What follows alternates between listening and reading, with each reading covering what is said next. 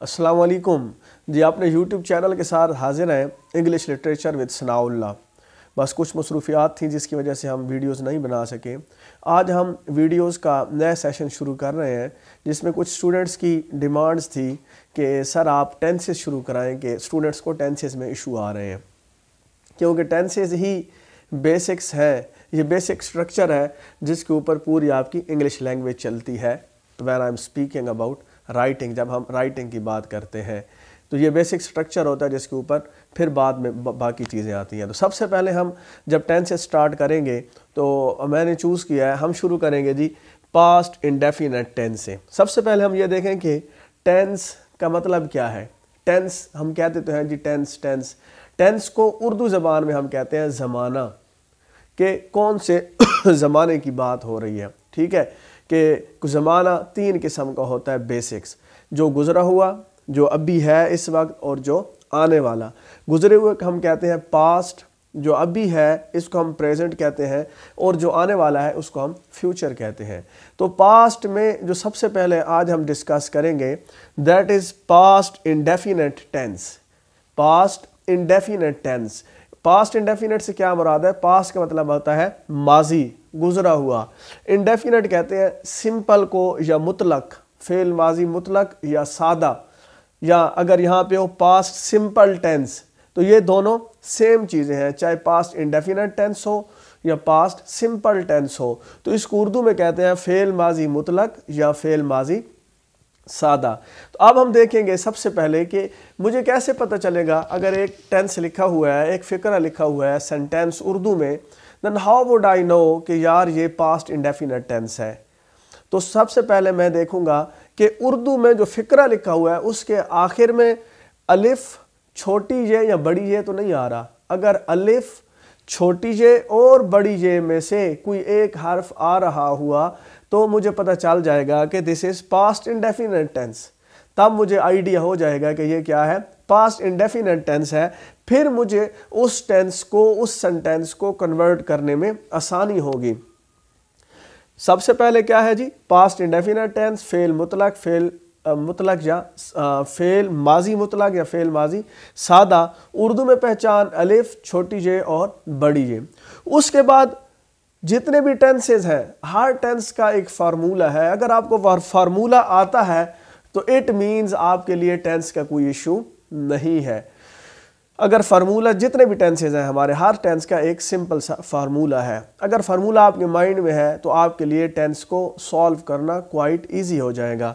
जब हम past indefinite tense की बात करते हैं, पहले हम देखते हैं कि जितने भी टेंसेज हैं, आई एम टॉकिंग अबाउट, जब भी हम टेंसेज की बात करते हैं, हम पढ़ाते हैं तो टेंसेज पढ़ाते वक्त we are concerning with active tenses. Now I am teaching you people active voice, active tenses.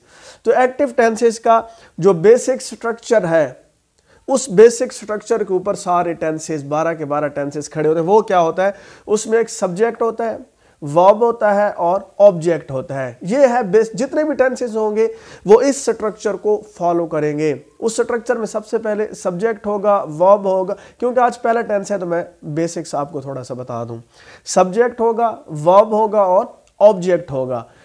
इसके बाद हम जो टेंस होगा उसमें उस टेंस के अकॉर्डिंगली वर्ब में थोड़ी सी चेंज आ जाएगी, या हम किसी हेल्पिंग वर्ब का इजाफा कर देंगे या आईएनजी का इजाफा as per the demand of the tense.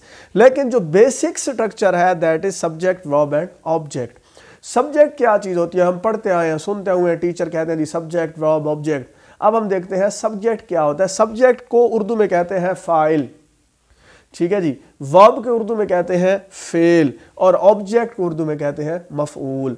File कौन होता है जी? सब्जेक्ट वो होता है जो काम करने वाला होता है, जो काम कर रहा होता है, जो एक्टिव होता है।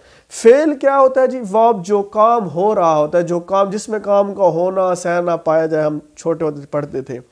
फिर क्या है जी? ऑब्जेक्ट किसको कहते हैं? मफऊल, जिस पर काम किया जाए। ये है जी बेसिक स्ट्रक्चर। अब हम जब देखेंगे पास्ट इंडेफिनेट टेंस का फार्मूला क्या है, सिंपल पहले हम देखेंगे जी सब्जेक्ट, वर्ब एंड ऑब्जेक्ट। ये तो हमने लिख दिया। जितने भी टेंस हम शुरू करेंगे, हर टेंस में शुरू में हम सब्जेक्ट, वर्ब और ऑब्जेक्ट लिख देंगे। फिर हम उसको as per the demand of tense modification करेंगे, उसको हम मॉडिफाई करेंगे।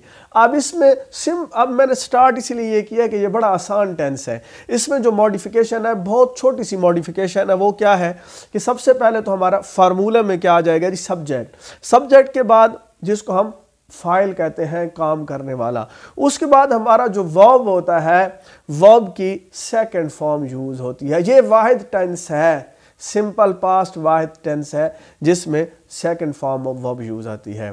ठीक है जी। और किसी टेंस में इस तरह सिंपल जो है ना सेकंड फॉर्म यूज नहीं होती। ये पास्ट टेंस है जिसमें second form of verb use, verb की 3 फॉर्म्स होती है, first, second and third. Second form of verb use होगी और एंड पे क्या आ जाएगा हमारा, ऑब्जेक्ट। ये है हमारा सिंपल फार्मूला किस चीज के लिए जी, पास्ट इंडेफिनिट टेंस।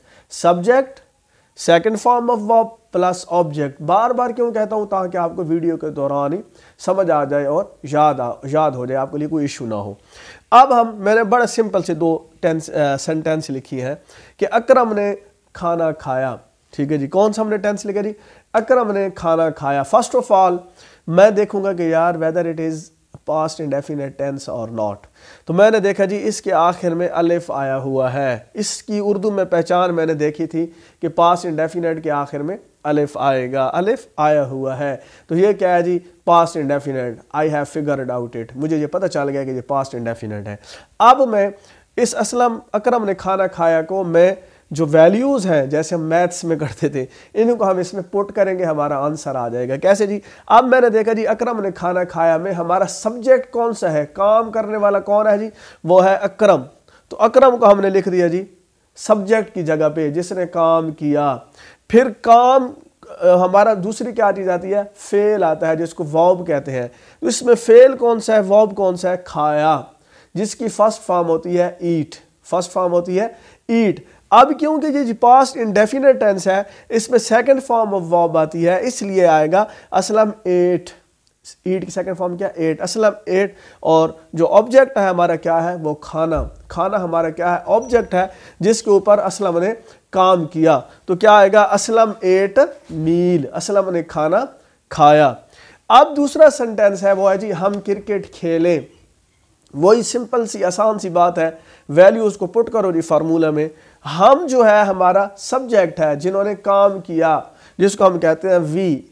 फिर हमने काम कौन सा किया, खेले, जिसकी फर्स्ट फॉर्म क्या है, प्ले, प्लेड, प्लेड। ठीक है जी, first form play, second played, third भी प्लेड है। वी प्लेड, प्लेड मैंने क्यों लगाया जी, सेकंड फॉर्म ऑफ वर्ब है, वी प्लेड। और काम हमने किस चीज पे किया, क्रिकेट पे, वी प्लेड क्रिकेट। ठीक है जी। अब और भी बहुत सारे, तो आपने प्रैक्टिस करनी है, कम से कम 10-10 सेंटेंस लिखने हैं जी। मैं क्रिकेट खेला, हम क्रिकेट खेले, हम स्कूल गए। ठीक है जी, उन्होंने खाना खाया, दिस एंड दैट, आपने प्रैक्टिस करनी है। तो आज की जो इस वीडियो है, इस वीडियो में हमने क्या चीज़ पढ़ी जी, पास्ट इंडेफिनिट टेंस, फेल, माजी मुतलक या सादा। उर्दू में इसकी पहचान अलिफ, छोटी ये या बड़ी ये। फिर इसका फार्मूला क्या है जी, subject, second form of verb plus object.